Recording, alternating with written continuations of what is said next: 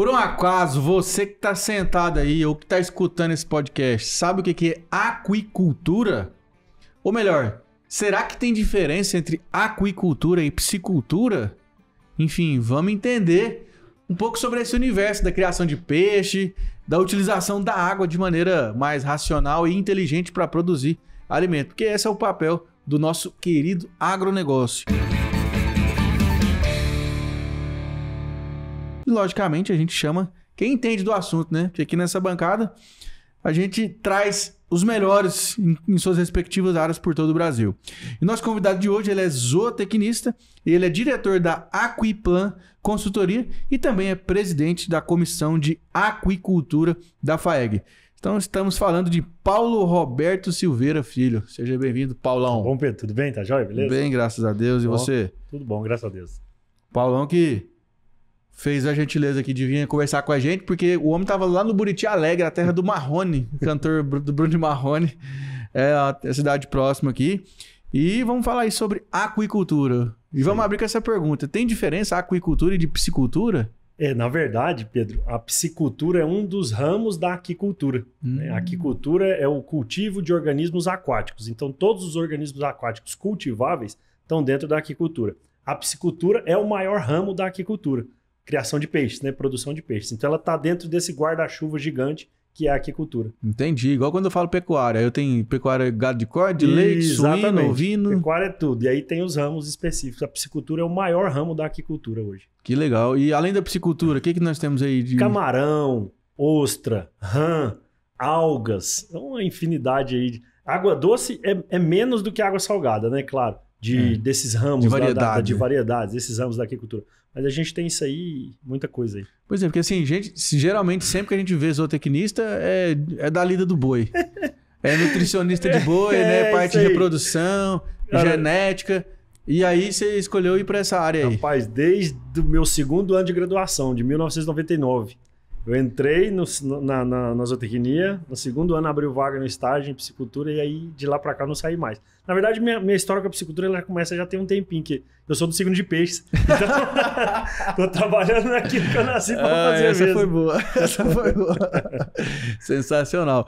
Ô Paulo, e cara, dá um panorama pra gente aí, parece que a gente teve um aumento aí na exportação de peixe aí no último ano. Tivemos. E a atividade tá crescendo, não tá? Tá estagnada? Olha, para falar bem a verdade para você, da pandemia para cá, que é um marco que a gente tem aí nessa história recente, né, mundial, a piscicultura ela aumentou 10 vezes mais nesse período de pandemia, desses últimos 4 anos, do que nos últimos 10 anos. Né? Parece que o pessoal em casa redescobriu a carne proveniente, né, da proteína do pescado, principalmente. Né?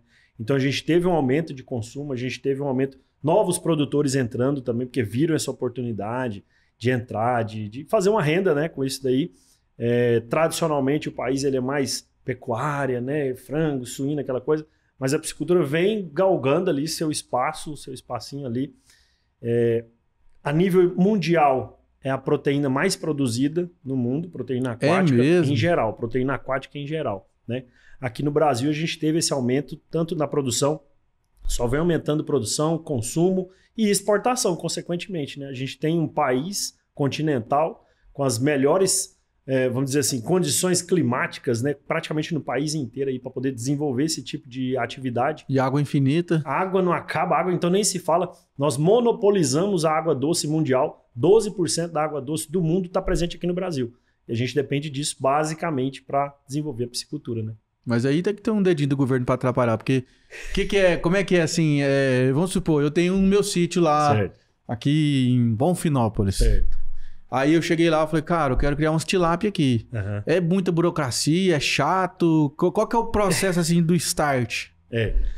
O que eu recomendo bastante, era o que eu estava fazendo antes de chegar aqui lá em Buriti Alegre, é sempre procurar um profissional, né? Um profissional que possa te orientar da melhor forma possível para você desenvolver o seu empreendimento. Piscicultura ainda tem um equívoco de quem acha que fala assim, piscicultura é só abrir um buraco, jogar uns peixes lá e eles se criam sozinhos. O cara que faz isso, para mim ele não precisa nem entrar na atividade. É o cara que deu errado já. Ele já deu errado antes de começar. Exatamente, ele já deu errado antes de começar. Porque você pode ser muito bom para produzir bovinos, suínos, equinos, aves, o que for.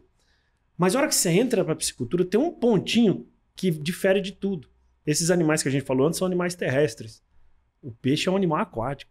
É um ambiente que você não vai ver ele toda hora. Uhum. Você só vê ele 3 momentos. A hora que você está colocando ele lá dentro para ele poder fazer a engorda dele. A hora que ele sobe para se alimentar, né? Ou na hora que ele sobe para você fazer a despesca, tirar para poder vender. A hora que ele sobe morto. Entendeu? Morreu, subiu, tá lá boiando. Você só vê nesse momento. Então você não vê como é que está acontecendo lá. Então você tem que ter uma orientação. Não adianta entrar sem orientação, porque é 99,9% de certeza que você está fadado ao insucesso, a prejuízo, se você entrar de qualquer jeito. Então procura orientação profissional. A gente tem muitos profissionais que podem fazer esse tipo de atendimento. Tem órgãos do governo que podem atender isso daí. Tem universidades com professores que podem fazer uma primeira orientação, mas não faz sem buscar essa orientação inicial. Hoje a gente está vivendo no mundo da internet, podcast como esse daqui, buscar informação. Puxa vida, eu estou vendo um podcast ali, está falando de piscicultura. Deixa eu ver o que esse cara vai falar aí, para ver se é interessante ou não. E sempre tem uma coisinha que eu posso falar aqui, que a gente pode conversar, você pode perguntar, eu posso responder, que vai fazer a diferença para quem está querendo iniciar na atividade. Porque, repito, não é só abrir um buraco e jogar o peixe lá. Isso, o peixe faz naturalmente, entendeu? Inclusive a tilápia. Depois, se tiver tempo, eu até te conto a história da tilápia, como é que começou, como é que descobriram o potencial da tilápia. Tem tempo. Então, assim, se ele fosse criar sozinho, beleza, não é uma produção comercial. A partir do momento que você pensa em uma produção comercial, tem que ter alguns protocolos que precisam ser seguidos. Bom, passando essa primeira parte, vem a orientação do profissional. A gente vai fazer uma pesquisa de mercado, um estudo, né? Identificar qual que é a espécie que, de repente, atenderia aquele mercado local ou regional, onde o produtor está se encontrando. Por exemplo, você deu o exemplo de Bonfinópolis. A gente tem uma piscicultura muito grande lá em Bonfinópolis. Tem na curvinha ali, eu sei. Exatamente, né? Lá, a piscicultura Boa Cria lá, ó. E aí, antiga também. E antiga, um dos pioneiros da piscicultura aqui em Goiás, aqui, é o Wilton lá. Então, assim, um caboclo, gente fina, desenvolveu a atividade dele sempre ali naquele momento, mas ele nunca fez sem ter uma orientação. Cara, eu vou te falar, meu avô tinha um sítio lá, eu era criança, hoje eu tenho 35 anos, e eu passava lá e tinha um tanquezinho. Hoje ele deve ter uns 10 ou 12. Eu acho que é quase 30. Quase 30, aí ó. Quase 30 tanques lá. Ele deve ter os outros escondidos que eu não vejo, porque é lá do asfalto você vê. Fica mais longe do asfalto, exatamente. Então, desenvolveu lá, beleza. Fez essa parte, fez esse estudo, viu que espécies que, vamos dizer assim, melhor adaptariam, né? O mercado aceitaria de melhor forma, fez uma pesquisa de mercado, viu se tem a disponibilidade em quantidade e qualidade de água para desenvolver também aquilo dali, e insumos, em geral, ração, né? Ração, equipamentos que a gente pode estar atendendo aquela exigência ali, aquela produtividade. Beleza, o olhar do técnico, do profissional vai falar, olha, nessa sua área aqui, Pedro, você pode produzir 10 toneladas por mês, 50 toneladas por mês ou 1 milhão de toneladas por mês. Não sei. Vai ser o olhar do técnico ali naquele momento. E a partir daí a gente vai para um ponto que é muito discutido. Eu acho que desde a época que eu estou na faculdade, que eu sou um dos malucos do licenciamento ambiental, cara. Eu bato nessa tecla que todo produtor tem que ser regularizado. Se você dirigir sem carteira, você parar numa blitz, você vai tomar uma multa, você vai perder sua carteira, você vai perder seu carro, não sei.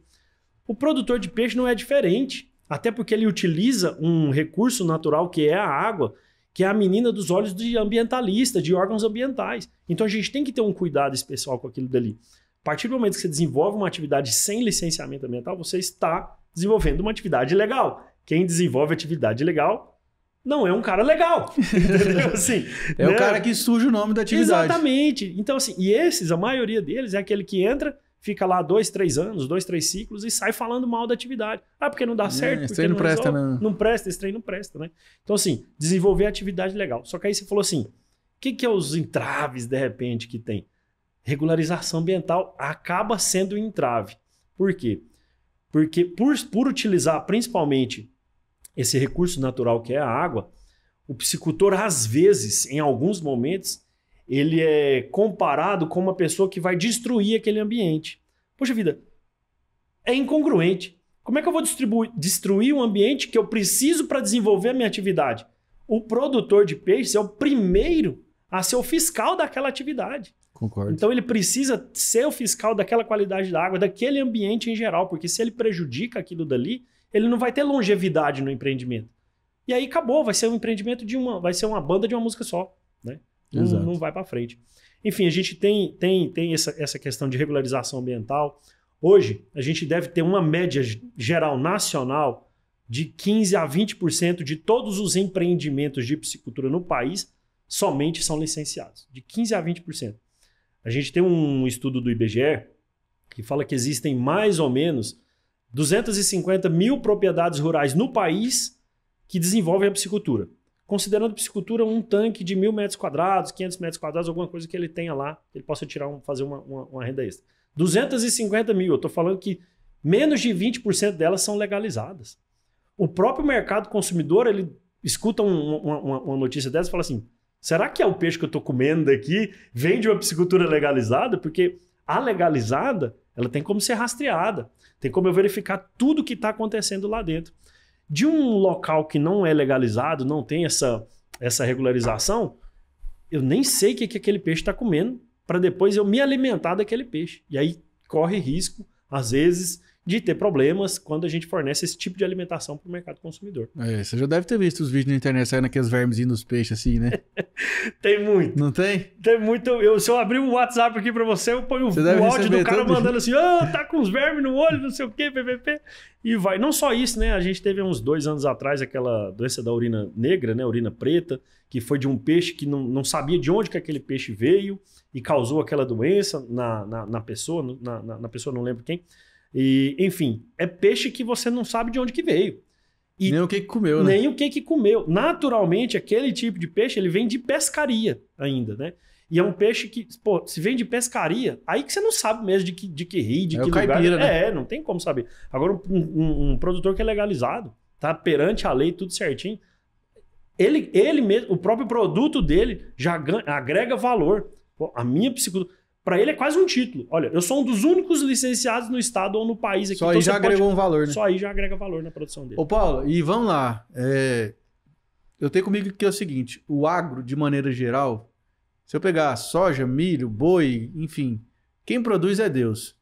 Nós somos um mero condutor ali que facilita as coisas para acontecerem. Então, eu acho que tudo que a gente se propõe a pegar e a produzir, tecnicamente, dentro dos protocolos, dos preceitos legais, vai acontecer naturalmente. Mas, diferente do boi e da soja, que eu ligo pro frigorífico e falo assim, eu tenho 1.000 boi, o frigorífico pode mandar descer. Daqui 30 dias o Pix tá na conta. A soja também, né? Você manda lá o caminhão de soja, passou 30 dias, ou enfim, depende do seu combinado, o dinheiro tá na mão. O peixe é do mesmo jeito? Como que é feita a escoação? Escoamento. Escoamento da produção. Escoamento da produção do peixe. Mais ou menos do mesmo jeito, só que no peixe a gente tem uns atores especiais entre o produtor e o frigorífico. Quando a venda é diretamente para o frigorífico, beleza, frigoríficos reconhecidos, renomados, é isso aí, 30 dias, Pix está na conta. Às vezes, até na hora que ele tira o peixe do tanque, pesou, tá pagando ali na hora. A gente tem situações dessas. Mas a gente tem situações também de cano, que eu acho que acontece em qualquer outra atividade, né? Daqui 30 dias o Pix está na conta. Tem 3 anos e o cara não pagou até hoje. Isso daí acontece. Mas a gente tem, o que eu estava falando para você, temos atores antes do frigorífico e depois do produtor, que a gente chama de atravessador. Sim. Né? O atravessador hoje, ele ajuda bastante o produtor de peixe, por quê? Às vezes você tem um tanque que você está fazendo 500 quilos, eu tenho outro tanque que estou fazendo 400 quilos. O frigorífico ele vai buscar no mínimo 5 toneladas de peixe. Se tiver só nós dois produzindo ali, não compensa para ele. Ele não vai buscar. Agora o atravessador busca. Entendeu? Ele vai lá, compra, ele compra em menor quantidade, ele compra 200 de você e 300 de mim. Depois ele volta, pega o restante seu e o restante meu. Paga às vezes a cada semana ou a cada venda, né? E aí esse cara, ele vai comprar o nosso peixe e vai vender para um outro rapaz, ou para um outro frigorífico, ou para alguma represa de propriedade que quer colocar uns peixes maiores para pescar, aquela coisa toda. Então esse cara, ele acaba sendo um cara que ajuda, mas dependendo da índole da pessoa também, ele pode atrapalhar, porque às vezes ele tá passando tal, o cara como fica todo negócio, tem os gambireiros e os corretos. A gente tem isso daí também. Entendi. E assim, é fácil? Assim, é acessível ou eu tenho que conhecer o fulano, que tem que indicar pro Beltrano, que eu tenho que achar o cara? Ou se eu dar uma googada aqui, achar um Instagram, eu já faço esse negócio? Você consegue achar frigorífico, tá? Frigorífico você consegue achar. Atravessador você não vai achar assim, não. Mas, novamente, né?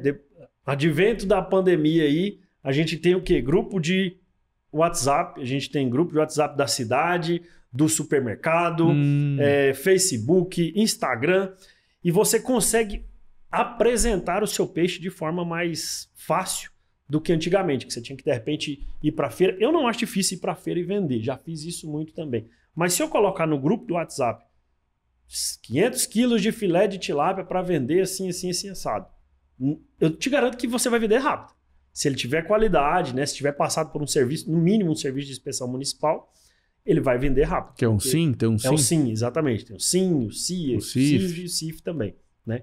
Enfim, segue a mesma regra essa questão de selo de inspeção. De proteína normal, né? Exatamente.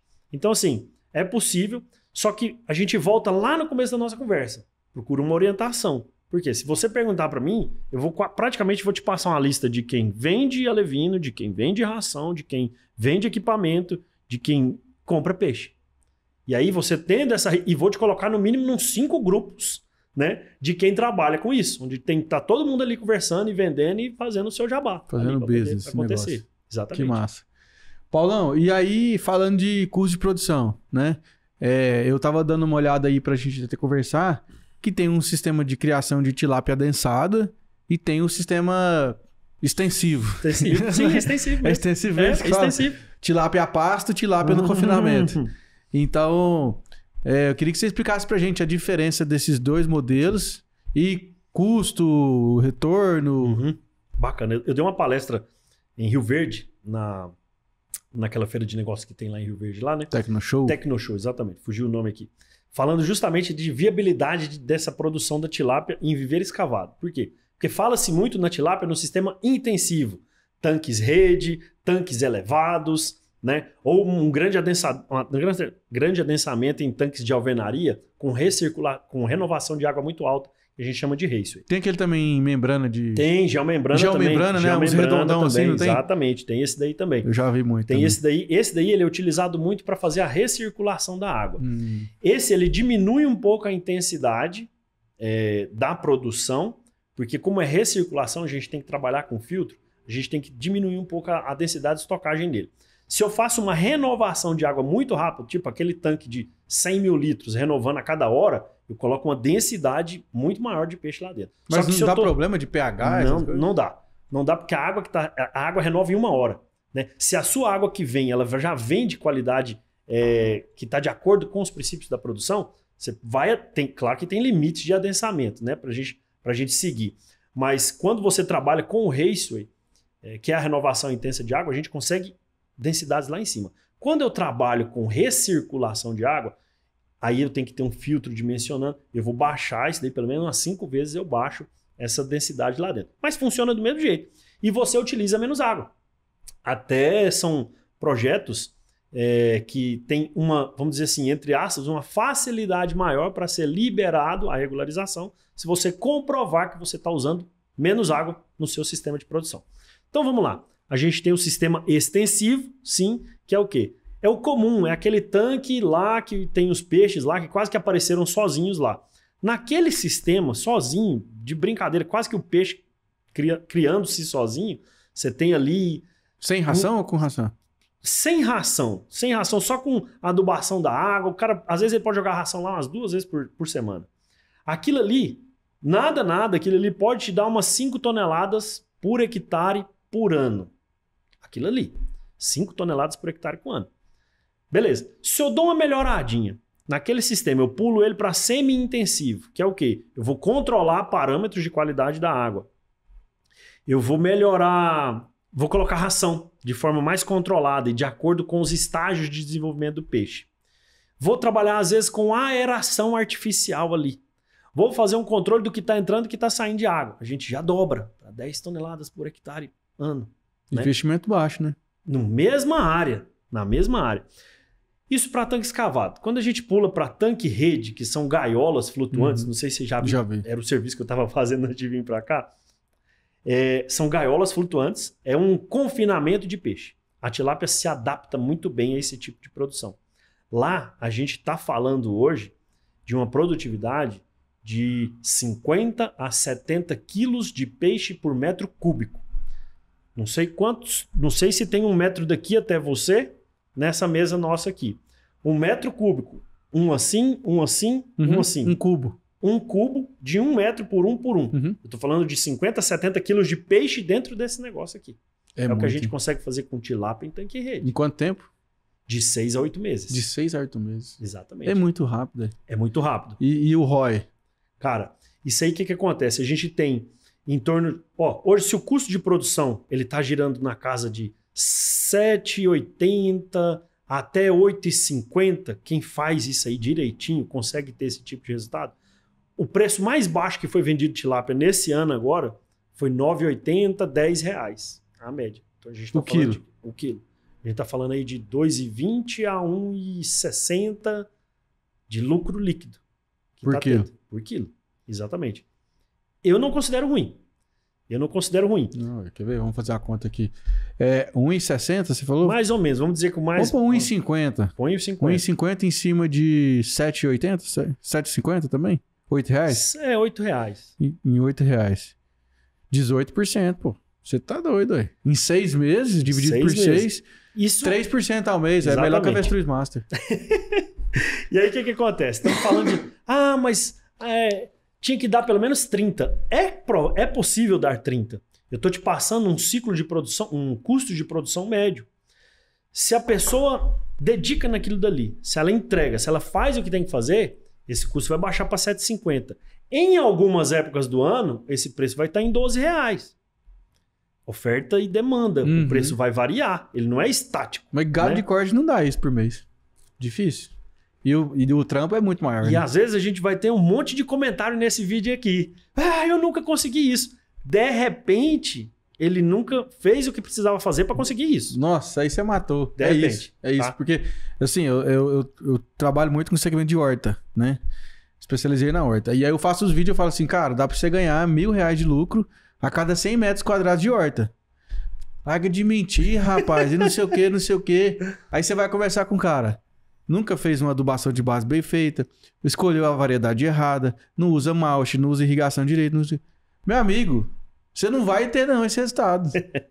Pessoal que entra em contato com a gente pelas redes sociais, Instagram, YouTube, tudo assim, como é que é a viabilidade da produção? E eu gosto muito dessa palestra que eu dei lá em Rio Verde, eu já mando o link da palestra para eles. Bicho, assiste essa palestra, depois você conversa comigo. Porque eu mostro, cara, que é nos mesmos 1.000 metros quadrados, a gente pode ter um faturamento anual, vamos dizer assim, de 18 mil, de repente pula para 23, de repente pode chegar em 40 mil. Nos mesmos 1.000 metros quadrados. Peraí, ué. Eu tô trabalhando num lugar que de repente estava até esquecido. Ou então que às vezes você leva sua sogra, o seu sogro, o seu cunhado para ficar pescando e dando asinho em você lá. E pedindo para você assar esse peixe e fritar esse peixe lá para você todo final de semana. Corta seu cunhado para lá, ou então contrata ele para trabalhar para você. O peixe vai pagar o salário dele e você ainda vai ter dinheiro para poder tocar mais alguma coisa lá no seu sítio. E ainda fazer a resenha. E fazer a resenha ainda. Boa. E a mão de obra para descarnar esse peixe aí é complicado? Mão de obra, eu vou te falar. Eu talvez também é outro ponto que se assemelha às outras atividades. Né? A gente tem uma dificuldade muito grande de mão de obra hoje, porque se o cara fica em casa fazendo filho, ele recebe um monte de bolsa para poder né? Bem-vindo ao Brasil. Tocar isso daí, né? E aí é difícil você conseguir uma mão de obra constante, que fica direto ali, aquela coisa toda trabalhando. Mas quando você consegue e treina essa mão de obra da maneira correta, cara, o próprio cara, ele já vai querer fazer cada vez melhor, porque ele vê que o trabalho dele está rendendo aquilo dali. Para poder fazer despesca, para poder fazer o processamento do peixe. Vamos ver, tirar o filé do peixe, né? Uhum. Os primeiros filés, cara, treine até você se tornar o melhor filetador que existe. Não tem jeito. Então, assim, se for comparar o meu nível de tirar filé hoje com quem trabalha dentro de um frigorífico, eu vou perder de lavada. Mas o meu nível de tirar filé hoje com quem está começando... E ainda é manual. É manual. A gente tem, sim, empresas que trabalham já com filetamento automático. Você coloca o peixe num corredorzinho e aí vem 2 lâminas, 2 facas, passa assim, já arranca as 2 bandas de filé. Isso aí vai fazendo em sequência e já vai separando. Caiu o filé aqui, ele já está tirando o couro, a pele, e aí já vai separando. Necessariamente, no final, a gente chama de toalete. Você vai ter que pegar aquele filé, vai cortar as beiradinhas, tirar ali um pouquinho dos espinhos que sobram ali, das espinhas intramusculares que sobram aqui assim, no comecinho dele, que são só 7. Mas fez o corte em V, acabou, o filé está pronto. Então é muito rápido, é uma coisa muito, muito intensa também dentro da indústria de processamento. Isso nós estamos falando de tilápia do Nilo. Estamos falando da tilápia do Nilo, né? A gente está falando aqui... É só para esclarecer, né? Porque a gente está falando aqui, galera... falando aqui de piscicultura, de lambari. Do que eles estão falando? Tem máquina que faz o evisceramento do lambari, cara. Você vai colocando os lambari, já tem a maquininha que está cortando a barriga. Você tá brincando? Tem. Peixinho daquele tamanho? Aquele tamanho, já tem máquina que faz evisceramento daquele. E eu ouvi falar, você até me corrija se eu estiver errado, eu ouvi falar que é um negócio que dá muito dinheiro também, lambari. Rapaz, lambari... Quem domina a arte de desenvolver, de produzir o lambari, o ciclo de produção do lambari é 3 meses. Então, assim, você pegou o peixe aqui, daqui 3 meses você já tá vendendo e tá ganhando dinheiro com ele. E caríssimo o quilo, né? Caro sim, cara.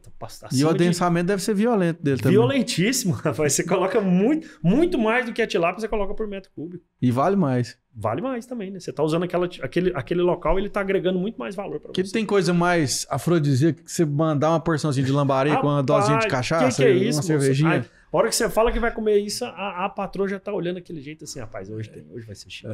E a tilápia, o Paulo, a gente aproveita tudo dela, né? O couro. Tudo, aproveita tudo. Tilápia, até as escamas. Até as escamas?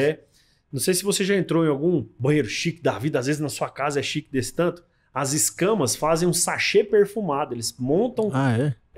enche de escama aqui, coloca uma velinha, coloca perfume aqui dentro. Escama é só pra dar um chama. Só pra fazer aquela coisinha assim. Porque o bonito gasta tudo em volta daquilo ali. Escama tá sendo jogada fora. Mas você coloca escama de peixe, a pessoa... escama de peixe. A escama do pirarucu, por exemplo, né? Que é um outro peixe maravilhoso da bacia amazônica nossa aqui. Ela vira lixa de unha. Eu já presenteei a embaixadora de um país africano, lá em Brasília, com uma escama desse tamanho também, né? Um peixão grandão. Ela olhou assim, mas o que é isso aqui, né? O tradutor fala pra ela que isso é lixa de unha.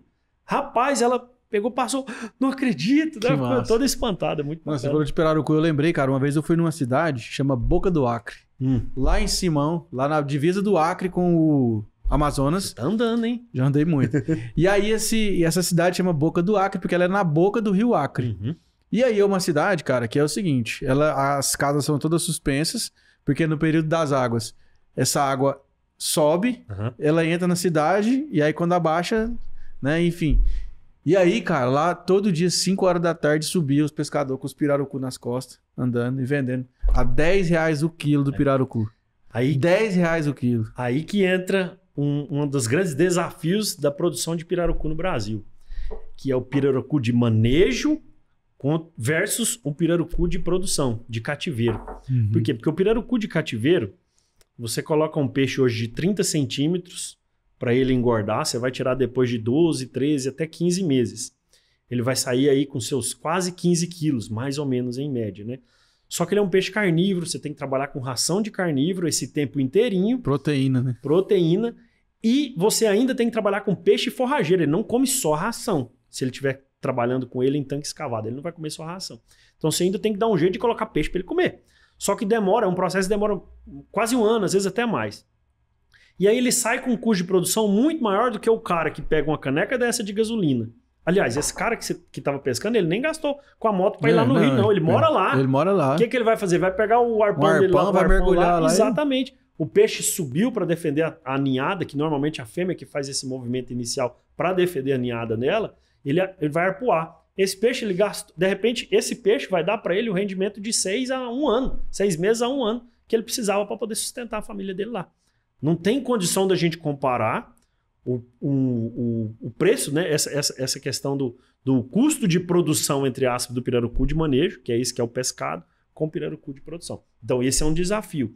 A gente trabalha de forma a mostrar que essa população que depende da pesca do pirarucu, ela precisa disso daí também. Então, ela tem que ter esse trabalho. Mas o pirarucu de produção, ele tem que ser uma carne que tem que ser colocada num patamar superior. Ele não tem que ser no mesmo patamar das outras espécies, não. Até porque é um peixe que o mercado, como o europeu, admira demais e adora. Nossa esse peixe. Senhora, é bom demais. É sensacional. Essa grossura assim, ó, a postona do bicho. Exatamente. É só E o tambaqui? Tambaqui é o segundo peixe mais produzido no Brasil. Primeiro é a tilápia, depois vem o tambaqui. Na verdade, a gente fala tambaqui como referência. São os peixes redondos em geral, mas desses peixes redondos em geral, que é o tambaqui, o pacu, o tambacu já é o cruzamento, já é um peixe híbrido, né?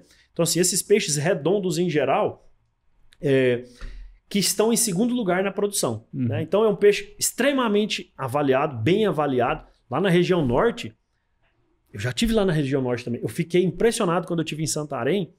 E 5 horas da manhã, você chega no mercado lá, no mercado da cidade lá, é 5, 6, 7 caminhão com peixe redondo para vender. E vende em 2 horas. E é só peixe de 4, 5 quilos. Aqui para nós, aqui no Centro-Oeste, esse peixe redondo, se a gente levar ele até 2 quilos, é muito. É muito. A população daqui é mais acostumada a comer um peixe de 2 quilos. De lá, se você chegar com um peixe de 2 quilos, ele fala assim, não, isso é filhote. Como não? Deixa isso aí pra lá. Isso aqui é pros meninos brincar ali, tomar café da manhã ali. Exatamente, é isso aí. Mas é um peixe espetacular também, tem um rendimento muito bacana. Na produção de viveiro escavado, ele vai muito bem, ele aceita adensamento, ele tem uma resposta muito rápida e, cara, é um peixe espetacular para poder trabalhar. Na verdade, a gente fala muito, a gente escuta muito mais falar da tilápia, por quê? Porque é o peixe que lidera. Há vários anos lidera a produção nacional. Mas as outras espécies estão se desenvolvendo muito bem, os peixes redondos em geral. A gente tem variedades de peixes de couro, como o pintado, ou pintado real, ou jundiara, vamos dizer assim, que é o cruzamento, que tem respostas espetaculares. Quem não adora, quem gosta de peixe, né? Quem não adora comer uma muqueca de pintado? Opa! Cara, não tem nem espinho no meio daquele negócio. Eu ia te perguntar dos peixes de couro, né? Peixe de couro tem demais.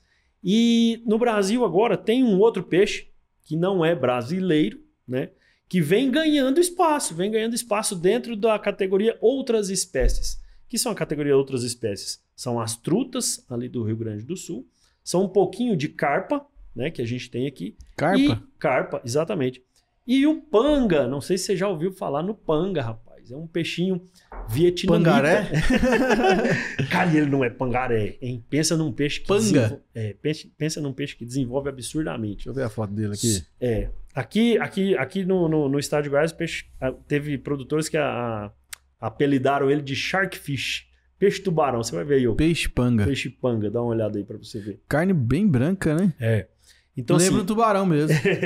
E aí ele vem crescendo. Água doce? De água doce, exatamente. Ele vem crescendo aqui no país. Hoje o que segura mais o desenvolvimento do panga no país hoje é o quê? São poucos produtores que dominam a arte de produzir o panga, né? Não tem tanto conhecimento. E hoje somente 5 estados no Brasil autorizam a produção legal do panga. Tem em muito mais estados, mas é tudo ilegal. Então é difícil de escoar, né? Tem fiscalização em cima. Mas já tem aí uns 20 anos aí que esse peixe está crescendo. E o governo tem estrutura para fiscalizar essa galera que tá ilegal aí, Paulo? Ou acaba que passa muito batido? Passa batido, acaba passando batido. Na região do Araguaia, por exemplo, esse peixe passa como aquele azulão lá do Rio Araguaia. Então, se parar uma fiscalização, hoje não tem um treinamento específico para o cara olhar e falar assim, isso aqui é azulão pescado. Não, bicho, isso aqui é panga que saiu aqui do produtor ali, assim. Entendi. Não tem. Assim, a estrutura ainda é escassa, ou vamos dizer assim, é deficiente, né? Por inúmeros fatores, para poder fazer essa fiscalização toda, né? Hoje a fiscalização está maior em épocas de piracema, né? Que é aquele período onde não pode fazer a pescaria, né? Que os peixes estão subindo para reproduzir, ou épocas de pescaria mesmo, aqui em julho, por exemplo, na época do Araguaia, tem muita fiscalização. Durante o resto do ano, tem fiscalização, mas é menos, tá? E aí a gente conta mais com, talvez nas emissões de nota fiscal, de guia de trânsito animal, para fazer essa vistoria. Ou através de algumas denúncias que acontecem. Tá transportando peixe, ou então tombou um caminhão de peixe ali, deu problema, enfim. Tem muito disso. A gente sabe que tem muito disso, a parte obscura dessa produção mesmo. Não só na piscicultura, né? Como geral. Como geral. Então eu posso falar que a tilápia é o Nelore da piscicultura? Cara, a gente que é da piscicultura, a gente ia rolar no chão com você aqui na porrada aqui quando você quer comparar o peixe com o Nelore, entendeu?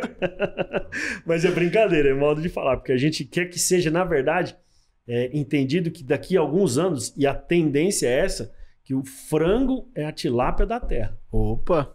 Essa é a verdade. Aí eu gostei, porque um pouquinho mais fitness, né? Menos gordura, né? Não, mas comparação com o Nelore eu já ouvi várias. Eu já ouvi o tambaqui como comparação mesmo, que é um bichão mais bruto, mais resistente, mais rústico, que aguenta manejo, entendeu? Seria, se fosse para fazer uma comparação, assim, se a gente colocar assim, os pesos pesados ali. Não, é porque assim, lutar, eu não entendo nada, bolhufas, né? Tô aprendendo. E aqui assim, e a gente tem muito pouca gente pra falar desse assunto, cara. Sim. Aqui, assim, de pecuária de gado de corte, de leite, de vários outros assuntos, assim, mais Todo dia você pode comoditizado. pegar um diferente. Todo dia tem diferente. É. Agora, de piscicultura, cara... É. E é um mercado que, assim, ainda tem muita demanda de profissional, né? Tem, cara. Se tem alguém que tá assistindo aqui ouvindo, que é zootecnista, Cara, agrônomos... zootecnista, agrônomo, veterinário, biólogo, engenheiro de pesca, engenheiro de aquicultura. Todo mundo pode trabalhar dentro da aquicultura, dentro da E piscicultura. tá bombando de oportunidade o mercado aí. Tem demais, tem oportunidade demais. Demais. Eu tava atendendo um cliente ontem em Turvânia e quando eu cheguei lá, que eu faço a regularização ambiental dessa unidade, quando eu cheguei lá, a pessoa olhou na minha assim, eu falei assim, eu tô procurando a fulana aqui. Eu te conheço. Você me conhece de onde? Porque na época da pandemia eu fiz muito programa como esse daqui. De live, de fish class, um monte de coisa, né? E ela já seguia. São Paulo daqui, eu te conheço, participei de seus cursos, participei de seus negócios, tudo. Que massa. Eu falei, olha que massa. Aí depois eu até entrei no Instagram pra ver, já tinha até conversado com ela e não sabia, né? E aí o que acontece? Ela saiu do Pará, foi pra Brejinho de Nazaré, no Tocantins, e hoje tá ali no centro-oeste aqui do estado de Goiás. Está em Turvânia, atendendo uma das maiores empresas de piscicultura do país. Olha aí. Pois Exatamente. É. Tá vendo? Então, você tá aí chorando aí, querendo mexer com boi, com soja. Moço, vai mexer com peixe. Muito melhor. Tem oportunidade. Não, eu falo que assim, eu mexo com horta, né? Então, você formou, eu formei agronomia. Sim. Aí você pega o cara, forma agronomia e quer trabalhar com vender semente de soja, vender defensivo. Mas o moço tem oportunidade em fruticultura, em piscicultura, em tudo quanto é trem aí tem. Quando eu formei, foi eu e mais 2 que saímos para trabalhar com piscicultura. De nós 2, assim, de nós 3, eu acho que só eu tô. Depois de mim, é tipo assim, sai 1, sai 2. Sai 1, sai 2 por ano. De 100, né? Exatamente. Uma turma de 100, sai 1, sai 2 para mexer nessa parte da piscicultura. Pois é, cara, que massa, né? Muito interessante. E aí você tava falando da história da tilápia do Nilo, né? A história que eu sei lá é que o pessoal, não sei se é essa mesma história que você sabe. Lá no Egito, né? O pessoal, as margens do rio Nilo eram as terras férteis, porque o rio subia e não dava, aí eles enterravam os peixes meio que adubavam lá naturalmente a terra, e aí a terra ficava fértil para plantar.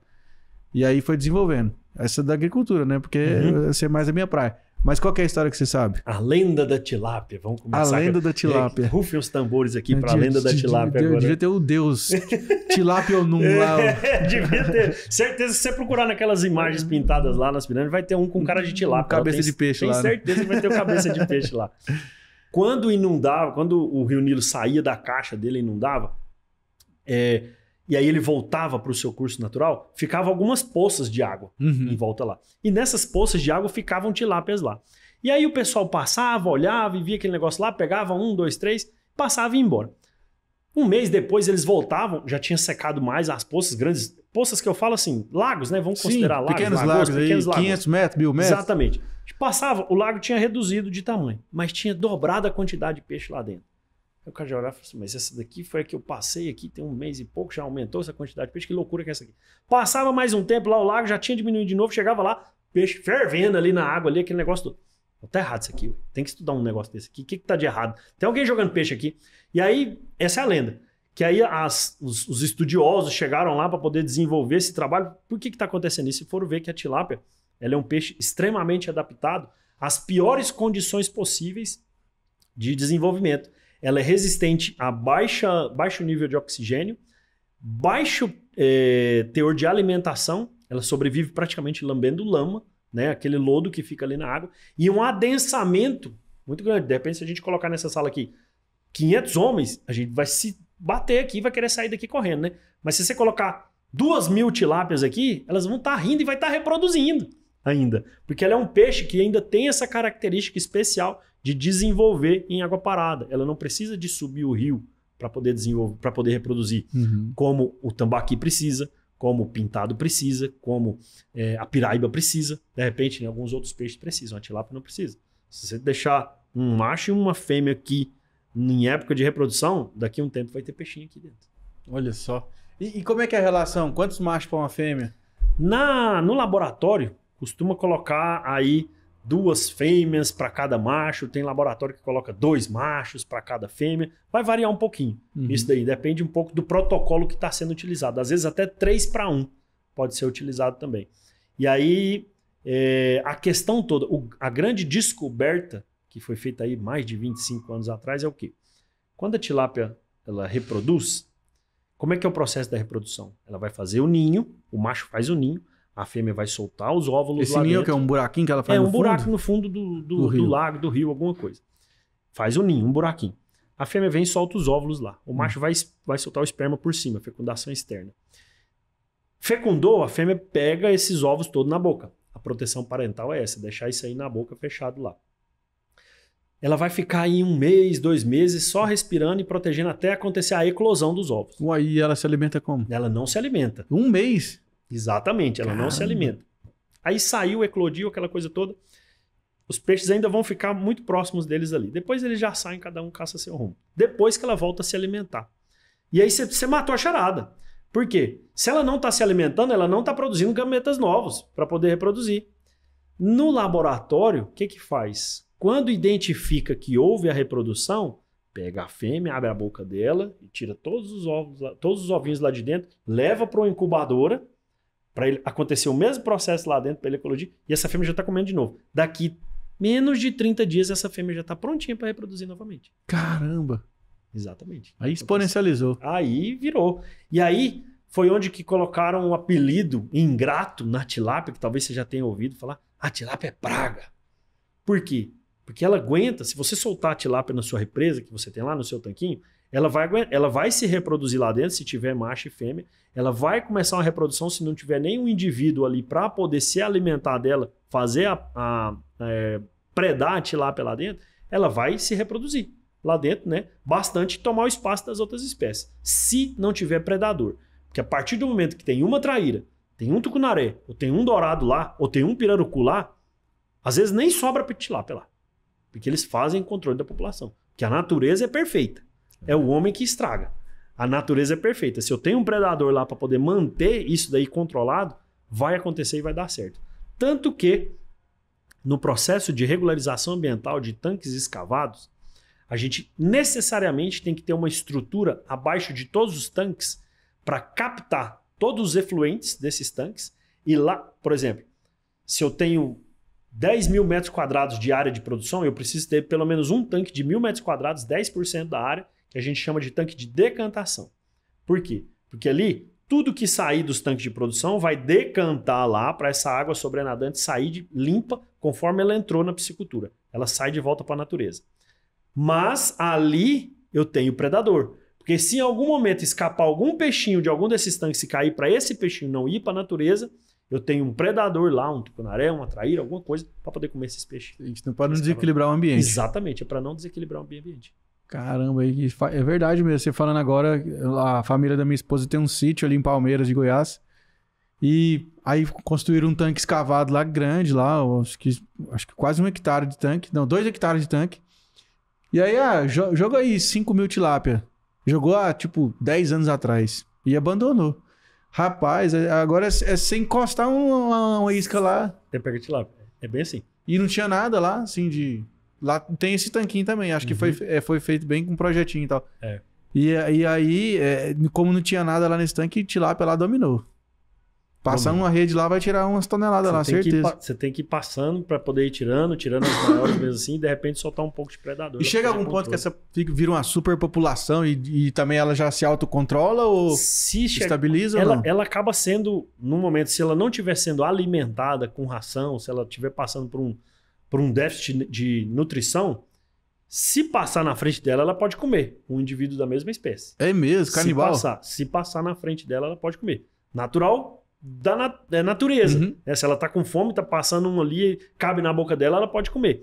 Mas não é a preferência dela. Apesar de ser uma onívora, né, que come de tudo, ela tem a preferência por outro tipo de alimento e não o alimento de proteína que é o mesmo animal. Entendi. E que são as doenças mais comuns que acontecem aí? São verminoses? verminoses?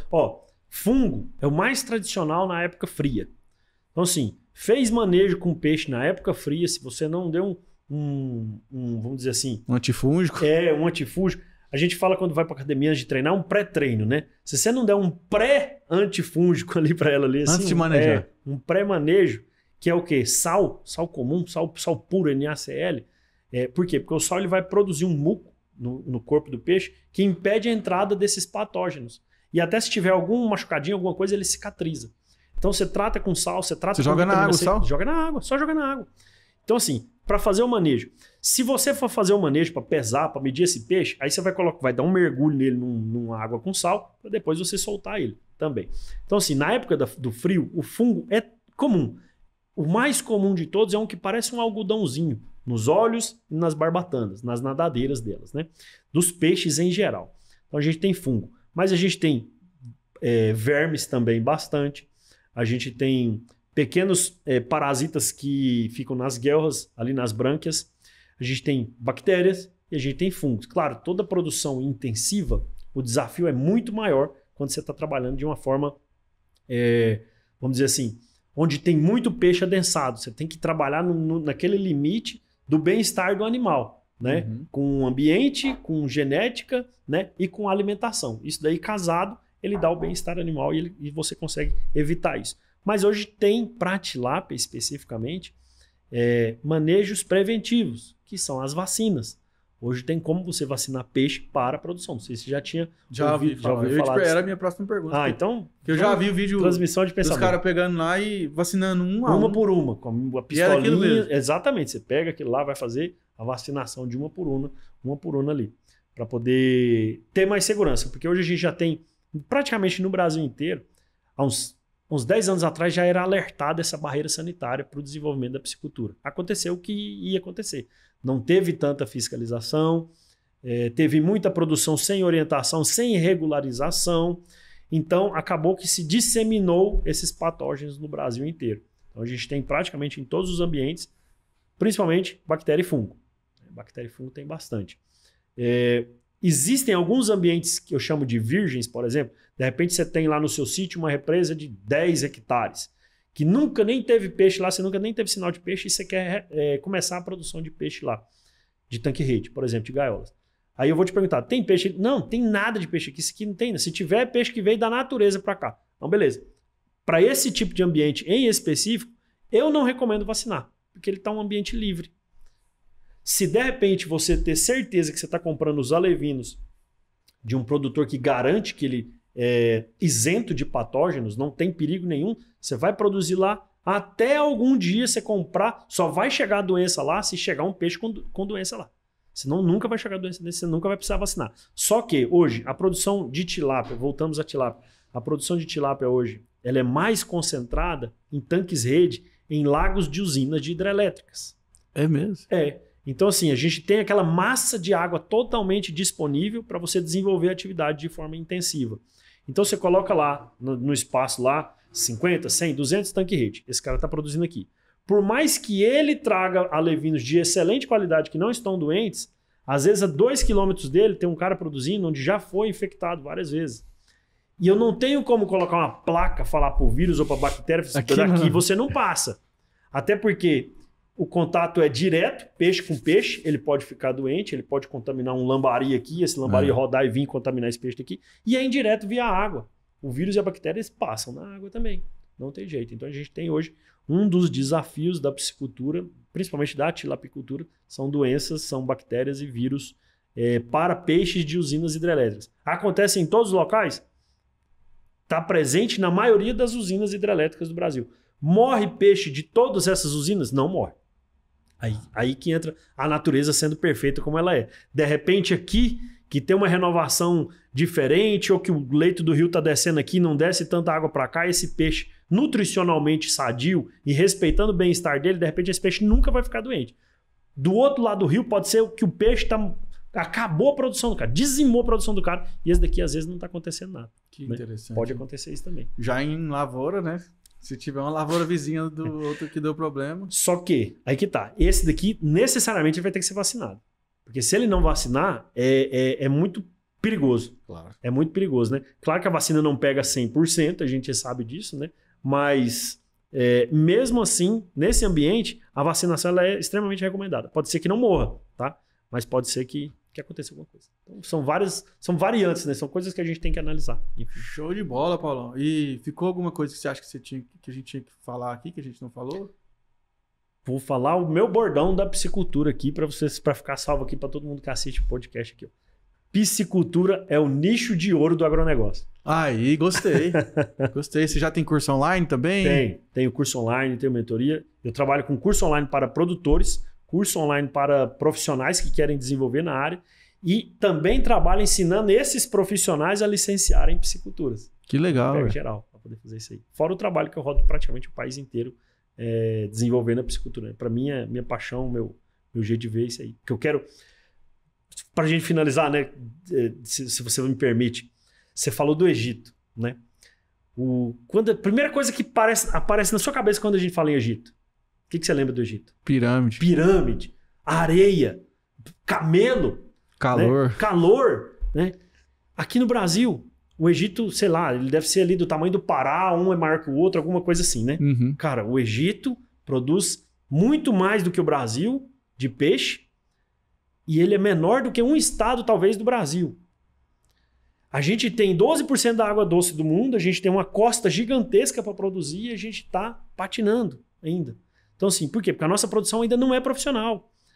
Então, querendo ou não, hoje o Brasil ele é quarto lugar na produção de tilápias no mundo. Ele perde para Egito, para Filipinas e para a China, que a China eu acho que é inalcançável.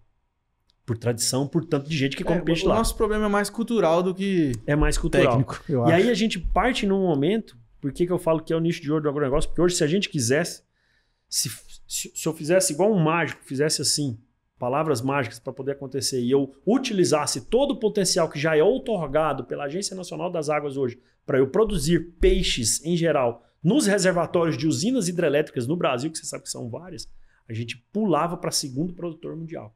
Ficando aí 25% da produção da China. É muita coisa, cara. 25%. 25% da produção da China. E provavelmente baratearia, né? Assim, o custo pro brasileiro também se alimentar, né? Para se alimentar. Hoje a gente tem uma recomendação da Organização Mundial de Saúde, que é você comer 15 quilos de peixe por ano, por habitante ano. Quanto você come? Cara, bem menos. Bem menos do que isso, né? A média do brasileiro é 9. Eu acho que eu tô de 5 a 9, eu acho. A média do brasileiro é 9. A média da região norte é muito maior, porque é tradição. A gente tem Distrito Federal que consome bastante também. Mas a média geral é muito baixa. Muito baixa. É muito baixa. Então, a gente está muito longe disso. Se a gente parar e pensar assim, se a gente não está nem batendo na média, e eu tenho um tanque parado lá no meu sítio, que eu poderia estar tirando 50 mil reais por mês naquele negócio lá, assim, por que eu não vou produzir peixe? De maneira correta, claro, né? Claro. E qual que é o seu Instagram, Paulo, pra galera seguir? @Paulo Roberto Peixes. Já vou seguir aqui também, isso aí. Tem o canal do YouTube também, Paulo Roberto Peixes. Paulo Roberto Peixes. Isso aí. Aqui, ó. Que é isso? Esse aqui, né? Esse mesmo. Massa. Tô seguindo aí. Esse peixão. Te ensino aí do 0 a 30 mil com a produção de peixes. Mais de 10 mil alunos, mais de 5 mil produtores atendidos. Porra. É isso aí. É possível, é real, é para quem tá querendo entrar na atividade, mas a gente volta naquele passinho lá do início, né? O cara tem que fazer o que precisa ser feito. Tem que fazer o que precisa ser feito. Caramba, ó. Você tem alguma agência que te lança, que te cuida? Como é que é? Trabalho eu e minha esposa. Massa. Chique no último. Paulão, obrigado, cara. Obrigado eu. Sensacional. Estou à disposição sempre que você precisar. Nosso bate-papo aí foi... Acho que depois a gente pode até marcar uma outra edição aí pra falar de alevino, né? Que eu acho que também que dá... Cara, existem os 4 ases da piscicultura, que é o meu método. Água, alevinos, alimentação e assistência técnica. Já deu mais 4 podcasts. Olha aí, porque os alevinos também é uma fonte de renda que pode ser interessante também. Com certeza. Principalmente pra quem tá perto de área de pescaria, né? Que já vende a isca, né? Exatamente, vende a isca. Massa. Valeu, moçada. Obrigado a vocês que estão aí acompanhando o episódio. Você assistiu até agora o episódio? Você já sabe, né? Paga nós. Aqui, ó. Inscreve no canal, deixa seu like, comenta, compartilha, esparrama no mundo. Acesse nosso portal de notícias www.agro2.com.br, que nossa equipe está lá diariamente trazendo as principais notícias do agronegócio do Brasil e do mundo. Fechou? E segue nosso Instagram, @portalagro2. Muito obrigado pela sua audiência, pelo seu carinho. Até a próxima. Tchau, tchau.